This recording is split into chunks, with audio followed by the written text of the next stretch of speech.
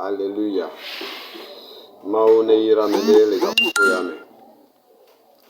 Míe le nusɔsrɔ̃ dzi ke ebe ta nya le gbɔgblɔm be zɔzɔ ɖe Mawu be sewo dzi.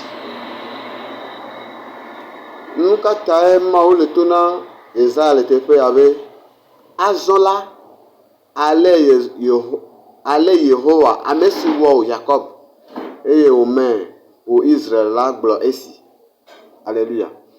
Ele gbɔgblɔm na Jacob bena azɔ egɔme be nanewo dzɔ va yi. Enu yiwo dzɔ va yi lae nye be Jacob eto nɔnɔme ɖewo me. Eye wòva do dzesi ɖokui trɔ gbɔ va Yehowa Mawu be mɔ dzi la, gawɔƒoa Mawu va kpɔ ebe dzime kpɔ nya be Yeremia trɔ va. Ta ye wòva le gbɔgblɔm be azɔ la ale nye Yehowa megblɔ esi. Meli kpli o. Alléluia. Megavɔ̃ o. Ne le ɖo dzo me la, edzo aɖe mafia o awo. Ne le ɖo tɔ me la, etɔa malé o. Alléluia. Ne mía amegbetɔwo egbe míetrɔ va Mawu be mɔ dzi la, Mawu awɔe anɔ kple mí abe ale wònɔ kple blematɔwo ene. Egɔme Mawu be ale ye le so blema la nene ke gba le egbe kaka sɔ yi sɔ. Alléluia. Ta egbe ɖe ŋkeke me la, míɖo ado dzesi míabe vodadawo, míabe nu vɔ̃wo, míle wɔna ɖe nɔm le dzi dzi o. Míele dɔ wɔm gbe sia gbe, dɔ mí le kɔ ta na dɔa o. Egbea míɖo ado dzesi afi mí dze anyi lea, ye míatrɔ yi ŋgbe dome. Abu ta me so míagbewo ŋuti awɔ akɔnta na gbea. Akpɔ bena ɖe nu ka agbea na mí. Akpɔ bena ɖe agbea ɖe enu míewɔ le agbea me kaka va ne wɔ le be ya ɖe eɖevi na mía. Ne me ɖevi o la, nu katãe me ɖevi na mí o. Míabiɔ mía ɖokuiwo abu ta me so agbea ŋuti. Akpɔ bena ɖe míele zɔzɔ ɖe Mawu be seawo dzia, efia me woyi Mawu dea ɖe, míele zɔ ɖe seawo dzia. Ne wo ŋutɔ kpɔ be ezɔ ɖe ame eve dzia ɖe kpɔtɔawo ɖe, míatrɔ anɔ anyi so egbe. Wole gbɔgblɔm be edɔ ɖe to fifi wole yɔ be coronavirus. Mawu ƒo ta na dɔlélewo katã, Mawu ɖo ŋusẽ wu dɔlélewo. Ale míele kpɔkpɔm be dɔléle wu ame egbe mi le aƒa dɔm ho edɔ alo la, Mawu ate wu mɔndea le seconde ɖeka me. Menye ke wole gblɔ be ele wu ame akpe ame eve gbe ɖeka ke mi le se wã, mi le de aƒa wã. Mawu la te wu ame 2 milliards par jour. Alléluia. Ta míɖo la trɔ le míabe dziwo me. Gaƒoƒoa ye nye abe míatrɔ le míabe dziwo me. Míaɖe asi mía ɖokuiwo na Mawu. Abe míagawɔ ŋutilãme be nudzodzro o. Kpɔ bena ɖe nu kae Mawu awɔ na mí. Eye me Jacob trɔ le ebe mɔ dzi la, Mawu ɖɔli ŋkɔ nɛ be Israel. Alléluia. Mawu kpɔ be Jacob evli. Egɔme be nu vɔ̃a, ke ŋgbɔ la do le nu vɔ̃ me aʋliʋli gã aɖe wòanye, ke ŋgbɔ la te do le nu vɔ̃ me.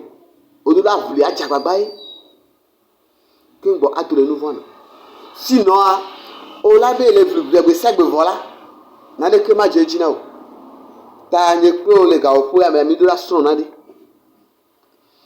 Mawu va yi edzi kaka va to na Jacob bena ɖekadze, ale ne xɔ asi le ŋkunye me ta la, masɔ dukɔwo ana ɖe tewoƒe alo agbewo ta.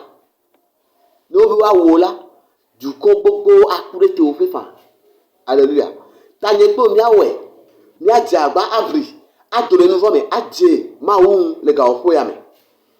Eyi sesẽ ya me la, ne eku agbɔna gbɔwò la, woasɔ dukɔ blibo ana ɖe tewoƒe. Wole si nya me na ma. Ta nye kple wò la, míatrɔ míabe dziwo me elabe gamea su. Yesu be ava gogo vɔ. Míɖo atrɔ míabe dziwo me kaba. Míɖo awɔ na ɖe kaba. Ne me nene o la gbada la va yi. Ta gamea ye abe nye kple míatrɔ míabe dziwo me. Alléluia. Míagba yi nu le na dzi.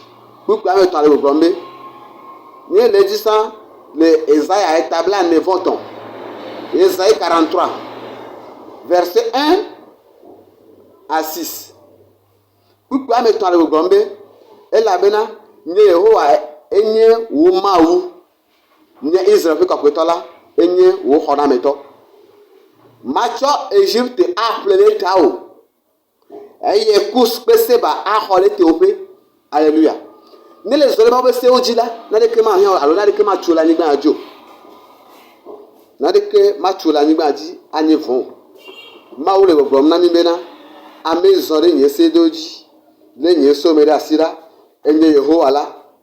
Masɔ Seba kple Kus ana ɖe teƒe nɛ. Ne ku agbɔna egbɔ alo ne gamea sue la ku hã la, Mawu atsɔ nu aɖɔli o. Ewa anagbe. Nenye be awo be mi matrɔ ɖe miaƒe mɔvɔwo tso, mi matrɔ ɖe miaƒe dziwo me o la, anye ɖe ekua la va kpata. Mi mate va tɔtele nu. Nye kple mi dzo. Ta gamea ya be miatrɔ ɖe miaƒe dziwo me. Ne le nye xɔsetɔ alo tsɔtsitɔ nenye la, do gbe ɖa bia Mawu be gbɔgbɔ koe nɔnɔme me. Yo alo ɖokuidziɖuɖu ƒe gbɔgbɔ la ne ge ɖe eme. Alléluia. Nye kple mi do ado gbe ɖa, abiɔ Mawu, abiɔ ŋusẽ yi nɔnɔmedziwo dona gbe ɖa, abiɔ ŋusẽ yi nɔnɔmedziwo trɔna dzime. Gbɔgbɔ koe Mawu alo Yesu dɔ ɖo ɖe apostolo dzi gbe ma gbe la, gbɔgbɔ koe ma do ɖa va na nye kple gbe gɔme be gamea eya mi le, gawɔƒoa me eya mi le. Ŋusẽ ɖo la nɔ mía me. Míado gbe ɖa, abiɔ Mawu. Mawu atsɔe na mi.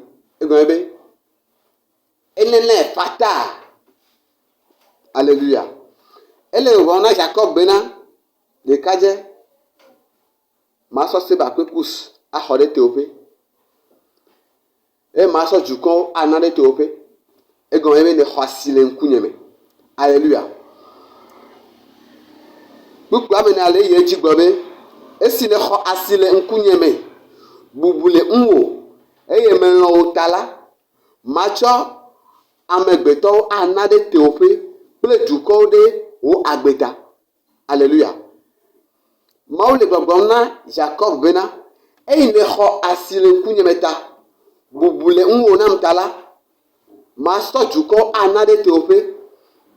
Alléluia. Masɔ amegbetɔwo ana ɖe tewoƒe, asɔ dukɔwo ana ɖe agbewo ta be la kpɔtɔ anɔ agbe. Awɔ nye dɔ ayi edzi. Alléluia. Ne va nye mi le zɔ ɖe Mawu ƒe sewo dzi la, anye ɖe gbegbe ava tso mi kpata. Megavɔ̃ o elabena me le kpli o. Makplɔ viwo tso ye dzeƒe vɛ eye maƒo wo nu ƒu tso ye toɖoƒe. Magblɔ na anyiehe be tɔe vɛ. Alléluia. Mawu le gbɔgblɔm na mi bena megavɔ̃ o elabena meli kpli o. Hafi Mawu anɛ kpli o la alo ana anyi kpli o la, le ɖo adze Mawu ŋu, le ɖo atsɔ ɖokuiwo ana bliboe. Manye afɔ ɖeka le go afɔ ɖeka le tɔ. Ke boŋ anye ne be la da asi ɖe ɖokuiwo ŋuti. Nu sia nu la wɔ le ŋkekea me la, le ɖo abiɔ Mawu, le ɖo axɔ gbe de asi ɖe so Mawu gbɔ hafi adze dɔ adzi. Anye ne wo kple Mawu la, mianɔ ɖekae. Eka yi ɖeka anɔ wo kple Mawu dome. Ne me ye ne o la, anye ɖe la anɔ agbea toflo koe.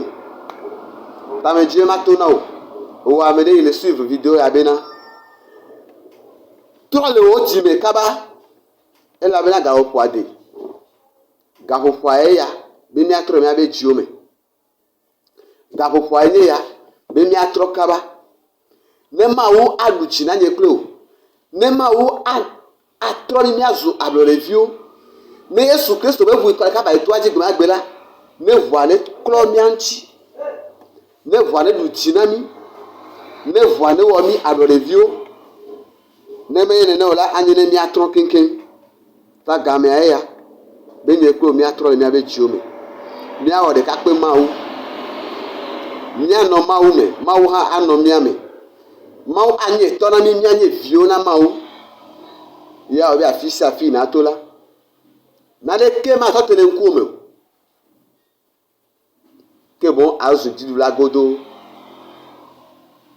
aɖu dzi le afi ya amewo meɖuna dzi le wa afi ya amewo le anyi dzem le la woa anɔ tsitre le teƒe ma afi ya amewo le kukum le la woa anɔ agbe le teƒe ma afi ya amewo le dɔ dzem le la woa lãmesẽ anɔ asi o afi ya amewo le avi fam le la nukoko anɔ wo ŋkume aleluya ta mi ɖo atrɔ míaƒe dziwo me ne mawo ne ɖu dzi na mi ŋkeke ne dze edzi na mi lo ezã ne dze edzi na o ne ezã me wòle se vocal alo video ya alo ŋkeke me la mawo nena nu sia nu yi wò dzi dzim la ne le trɔ le edziwo me nyateƒetɔ la mawo ne ɖu dzi na o ye nu sia nu yi wò dzidzia mawo ne tsɔe ɖo asiwo me eyi zã ɖe mawo ne yra o sia.